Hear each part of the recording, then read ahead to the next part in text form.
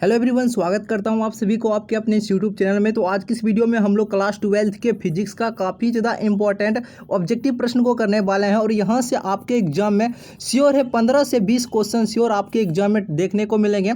तो सभी student video को अंत तक देखिएगा और सारे प्रश्न को अच्छे तरीके से याद कर लीजिएगा, ठीक है। तो चलिए वीडियो को स्टार्ट करते हैं। देखिए, पहला प्रश्न क्या है, विद्युत चुंबकीय तरंग की प्रकृति होती है, यह अनुप्रस्थ होती है और बहुत बार क्वेश्चन पूछा गया है, याद रखिएगा सभी स्टूडेंट। दूसरा क्वेश्चन देखिए, प्रकाश का वेग महत्तम होता है, ये निर्वात में होता है, आप सभी को पता होना चाहिए। प्रकाश का जो वेग महत्तम होता है वह निर्वात में होता है। तीसरा प्रश्न देखिए, विद्युत परिपथ किसी बिंदु पर सभी धाराओं का बीजगणितीय योग शून्य होता है, क्या होता है, शून्य होता है। अगला देखिए, व्हीटस्टोन ब्रिज का उपयोग होता है। देखिए, व्हीटस्टोन ब्रिज का उपयोग किया जाता है अल्प उच्च तथा अल्प दोनों प्रतिरोध के मापन में, यानी उच्च प्रतिरोध और अल्प प्रतिरोध दोनों के मापन में किया जाता है।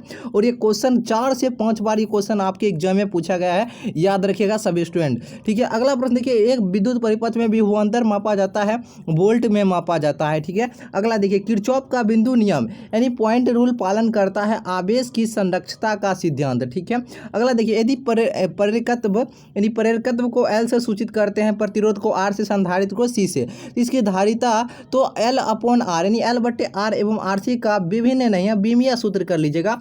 बीमिया सूत्र क्या होगा, M0L0T हो जाएगा, ऑप्शन नंबर डी। और देखिए, वीडियो आपको अच्छा लगता है तो प्लीज़ वीडियो को लाइक कर दीजिएगा और हमारे चैनल पर नए हैं तो जल्दी से चैनल को सब्सक्राइब कर लीजिएगा ताकि एक भी वीडियो आपका मिस ना हो, ठीक है। चलिए अगला प्रश्न देखिए, क्या है, समरूप वेग से चलायमान आवेश उत्पन्न करता है, यह विद्युत चुंबकीय क्षेत्र उत्पन्न करता है, लेंज का नियम पालन करता है, यह ऊर्जा लेंज का नियम पालन करता है, यह आपका ऊर्जा संरक्षण का सिद्धांत का पालन करता है, ठीक है ना। चलिए अगला प्रश्न देखिए, क्या है आपका, प्रेरकत्व यानी एल, प्रेरकत्व को एल से सूचित करते हैं, इसमें बहने वाली धारा यानी कि आई, धारा के कारण गतिज ऊर्जा क्या होती है, हाफ L/I² होता है। जब नॉमरिकल आपको नॉमरिकल यहाँ से पूछा जा सकता है तो इसका फार्मूला जो गतिज ऊर्जा क्या हो जाएगा, याद रखिएगा इस पॉइंट को, ठीक है। यानी इस व्यंजक को आप लोग याद रखिएगा, यदि प्रेरकत्व एल होगा और बहने वाली धारा आई होगा, उसके कारण जो गतिज ऊर्जा होगी वह हाफ L/I² होगा, ठीक है। तो याद रखिएगा ऑप्शन नंबर बी हो जाएगा। तेजी से चलने वाली बीटा किरणें होती है,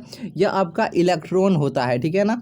धातु के बने किसी गोलक को चुंबकीय क्षेत्र में दोलन कराने पर उसकी दोलनी गति क्या होती है, उसकी दोलनी गति अवमंदित हो जाती है, ठीक है। ऑप्शन नंबर बी हो जाएगा। विद्युत चुंबकीय प्रेरण की घटना के आविष्कारक कौन थे, तो ये फैराडे साहब थे, आप सभी को पता होना चाहिए, फैराड हो जाएगा ऑप्शन नंबर बी। स्वप्रेरकत्व का ऐसा मात्रक क्या होता है, हेनरी होता है, बहुत बार ये क्वेश्चन पूछा गया है। निम्नलिखित में से किस तरंग की तरंगदैर्घ्य न्यूनतम होती है, यह अल्फा बीटा यानी गामा किरण की हो जाती है, ऑप्शन नंबर आपका सी हो जाएगा। क्रांति कोण सघन माध्यम में वह आपतन कोण है जिसके संगत विरल माध्यम में अपवर्तन कोण का मान 90 डिग्री होता है, ऑप्शन नंबर आपका सी हो जाएगा सही उत्तर, ठीक है ना। अगला देखिए, वस्तु से बड़ा और आभासी प्रतिबिंब कौन दर पर बनाता है, बतलाइए। वस्तु से बड़ा होना चाहिए और आभासी प्रतिबिंब बनाता है कौन, अवतल दर्पण। एक एमयू बराबर क्या होता है, 1.6 × 10⁻⁻⁷ kg होता है। एक उत्तल लेंस में वस्तु और उसके वास्तविक प्रतिबिंब के बीच की न्यूनतम दूरी होती है, यह 4f के बराबर होता है, यानी क्या हो जाएगा, ऑप्शन नंबर आपका क्या हो जाएगा, डी नंबर हो जाएगा, 4f के बराबर।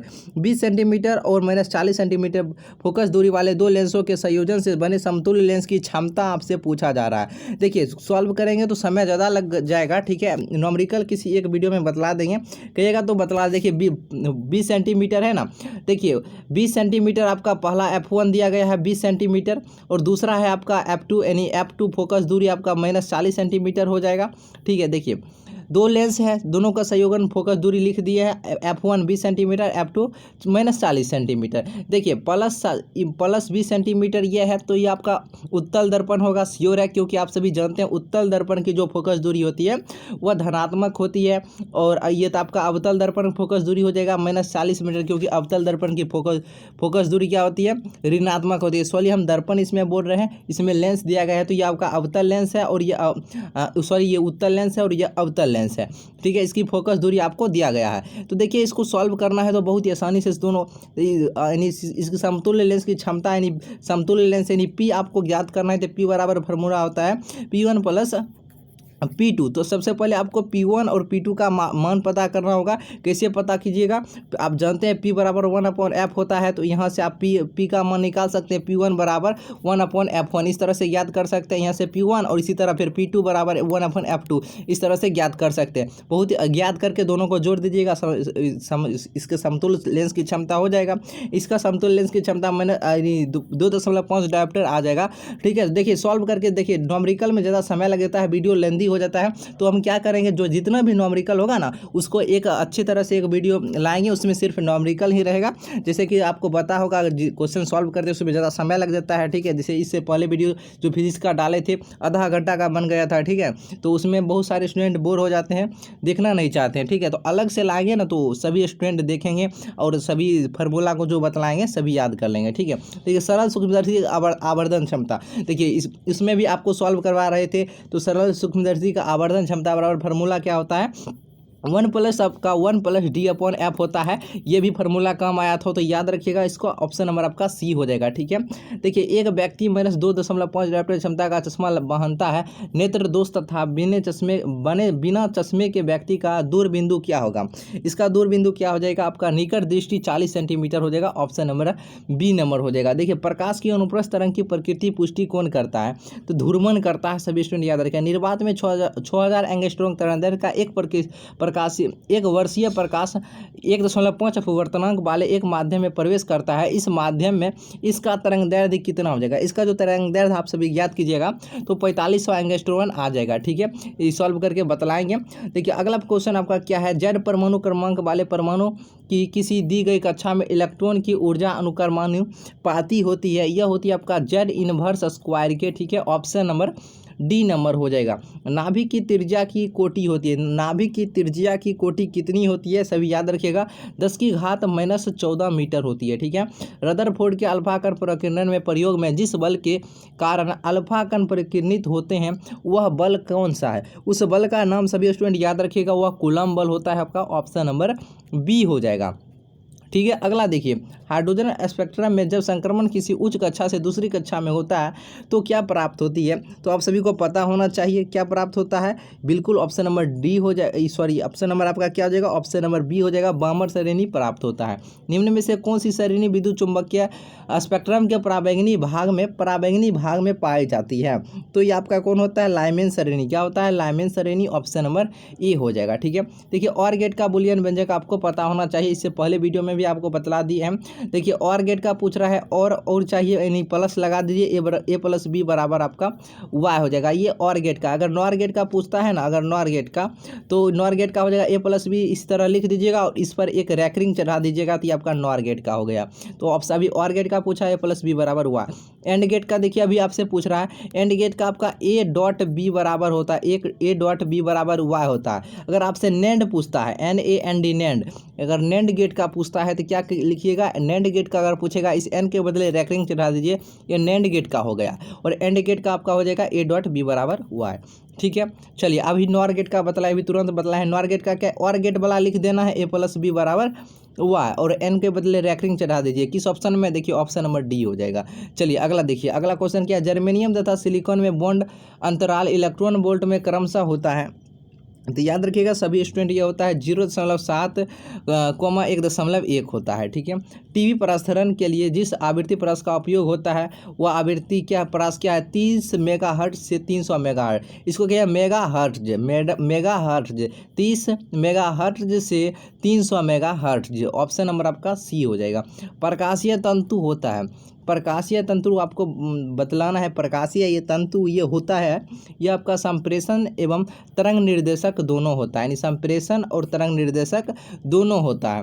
निम्नलिखित में कौन आवेश रहित है, आवेश रहित कौन है, तो याद रखिएगा आपका फोटोन होता है, फोटोन। एप्सिलॉन नोट का मात्रक FM इनवर्स होता है, ऑप्शन यानी Faraday metre inverse. Option number B हो जाएगा। अंतरिक्ष संचार में क्या होता है, अंतरिक्ष संचार में क्या होता है बतलाइए, तो ऑप्शन नंबर आपका क्या हो जाएगा, ऑप्शन नंबर डी हो जाएगा। परावर्तन, अपवर्तन, विवर्तन तथा व्यतिकरण। ऑप्शन नंबर डी आपका सभी हो जाएगा। विद्युत तीव्रता की बीमा क्या होता है, याद रखिएगा विद्युत तीव्रता की जो भैया आपका बीमा होता है ना, वो MLT inverse Q I inverse होता है, ऑप्शन नंबर बी हो जाएगा। गॉस के नियम के अनुसार, ये गॉस का नियम आपको पता होना चाहिए, किसी वन सतह से उपस्थित कुल, किसी वन सतह में उपस्थित कुल आवेश क्यू वह 1/ε0 का गुना होता है, वही गॉस का प्रमेय कहलाता है। ठीक है, तो गॉस के नियम देखिए, जिसे फाइव के द्वारा सूचित किया जाता है, तो फाइव बराबर Q/ε0 हो जाएगा। देखिए ऑप्शन नंबर आपका क्या हो जाएगा, ए नंबर सही उत्तर हो जाएगा। ठीक है ना, चलिए सब्जेक्टिव कराएंगे, आपको घबराना नहीं है, जितना बतला देंगे उससे बाहर एक भी आपके एग्जाम में नहीं टकराएगा, ये मेरा वादा है। सिर्फ इस चैनल से आप सभी जुड़े रहिए, ठीक है, जितना क्वेश्चन देते याद करते जाइए, और सब्जेक्टिव जो बतला देंगे उससे बाहर एक भी नहीं पूछेगा, ये मेरा वादा है। ठीक है, तो सभी स्टूडेंट इस चैनल से हमेशा जुड़े रहिएगा। ठीक है, 41 नंबर देखिए, आवेश के पृष्ठ घनत्व का मात्रक क्या होता है, आवेश की पृष्ठ घनत्व का मात्रक क्या होता है और आवेश का पृष्ठ घनत्व क्या होता है, सारे बात बतलाएंगे। कूलम मीटर स्क्वायर होता है, यानी कूलम प्रति मीटर स्क्वायर होता है, या फिर कूलम इन्वर्स स्क्वायर हो जाएगा, ऑप्शन नंबर ए हो जाएगा। पांचवां, प्रतिरोध के एक तार से जिसका विभवांतर 7 वोल्ट है, मिनट की धारा प्रवाहित होती है। इससे पहले वाले वीडियो में भी क्वेश्चन सॉल्व करके बतलाए थे, अगर जो वीडियो अंत तक देखते हैं उनको पता होगा। ठीक है, तो इसका कितना आया था, 2800 कैलोरी आया था, जो आपको फार्मूला निकाल के कैलोरी में, क्योंकि 1 कैलोरी बराबर जो होता है आपका 4.2 जूल होता है, तो हमको आंसर आया था जूल में, तो इसको कैलोरी में बदलने के लिए 4.2 से भाग किए थे, तब तो हमको 2800 कैलोरी आया था। ठीक है, जो वीडियो को देखे होंगे वो वीडियो को इससे पहले जो फिजिक्स का डाले थे उसमें भी क्वेश्चन करवाए थे। ठीक है, तो इसे आपको घबराना नहीं है। ठीक है, क्वेश्चन क्योंकि सॉल्व करने में ज़्यादा समय लग जाता है, इसीलिए मैं आपको अभी ये नहीं करवा रहा हूँ। ठीक है, तो एक प्रॉपर वीडियो लाएंगे न्यूमेरिकल का, उसमें आपको बतला देंगे सभी। ठीक है, तो चलिए, आपको वीडियो अच्छा लगे तो वीडियो को लाइक कीजिए, चैनल को सब्सक्राइब कर लीजिएगा। तो चलिए, एक फिर मिलते हैं एक नए वीडियो के साथ आप सभी के साथ।